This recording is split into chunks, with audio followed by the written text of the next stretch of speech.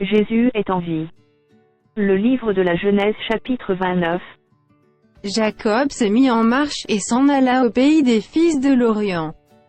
Il regarda, et voici, il y avait un puits dans les champs, et voici, il y avait à côté 3 troupeaux de brebis qui se reposaient, car c'était à ce puits qu'ont abreuvé les troupeaux. Et la pierre sur l'ouverture du puits était grande. Tous les troupeaux se rassemblaient là, on roulait la pierre de dessus l'ouverture du puits, on abreuvait les troupeaux, et l'on remettait la pierre à sa place sur l'ouverture du puits. Jacob dit aux bergers, « Mes frères, d'où êtes-vous » Ils répondirent, « Nous sommes de Charan. » Il leur dit, « Connaissez-vous Laban, fils de Nacor » Ils répondirent, « Nous le connaissons. » Il leur dit, « Est-il en bonne santé » Ils répondirent, « Il est en bonne santé, et voici Rachel, sa fille, qui vient avec le troupeau. » Il dit, « Voici, il est encore grand jour, et il n'est pas temps de rassembler les troupeaux, abreuvez les brebis, puis allez, et faites-les paître. » Ils répondirent, « Nous ne le pouvons pas, jusqu'à ce que tous les troupeaux soient rassemblés, c'est alors qu'on roule la pierre de dessus l'ouverture du puits, et qu'on abreuve les brebis. » Comme il leur parlait encore, survint Rachel avec le troupeau de son père, car elle était bergère. Lorsque Jacob vit Rachel, fille de Laban, frère de sa mère, et le troupeau de Laban, frère de sa mère, il s'approcha, roula la pierre de dessus l'ouverture du puits, et abreuva le troupeau de Laban, frère de sa mère. Et Jacob baisa Rachel, il éleva la voix et pleura. Jacob apprit à Rachel qu'il était part de son père, qu'il était fils de Rebecca. Et elle courut l'annoncer à son père. Dès que Laban eut entendu parler de Jacob, fils de sa sœur, il courut au-devant de lui, il l'embrassa et le baisa, et il le fit venir dans sa maison. Jacob raconta à Laban toutes ces choses. Et Laban lui dit, « Certainement, tu es mon os et ma chair. » Jacob demeura un mois chez Laban.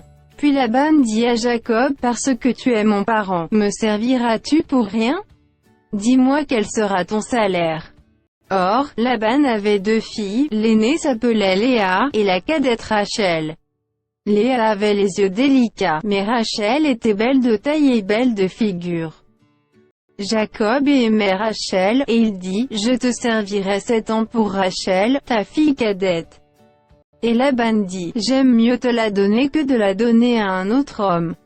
Reste chez moi. » Ainsi Jacob servit 7 années pour Rachel, et elles furent à ses yeux comme quelques jours parce qu'il l'aimait.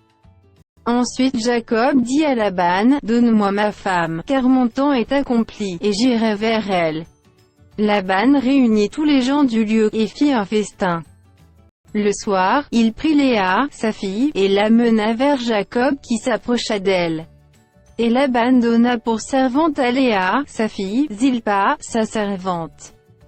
Le lendemain matin, voilà que c'était Léa. Alors Jacob dit à Laban, « Qu'est-ce que tu m'as fait? N'est-ce pas pour Rachel que j'ai servi chez toi? Pourquoi m'as-tu trompé ?» Laban dit, « Ce n'est point la coutume dans ce lieu de donner la cadette avant l'aînée.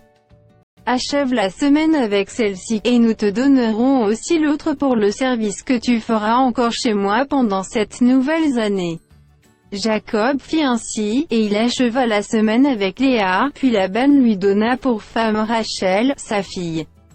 Et Laban donna pour servante à Rachel, sa fille, Bila, sa servante. Jacob alla aussi vers Rachel qu'il aimait plus que Léa, et il servit encore chez Laban pendant 7 nouvelles années.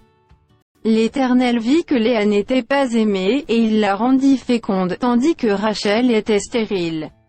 Léa devint enceinte, et enfanta un fils, à qui elle donna le nom de Ruben, car elle dit, « L'Éternel a vu mon humiliation, et maintenant mon mari m'aimera. » Elle devint encore enceinte, et enfanta un fils, et elle dit, « L'Éternel a entendu que je n'étais pas aimée, et il m'a aussi accordé celui-ci. » Et elle lui donna le nom de Siméon.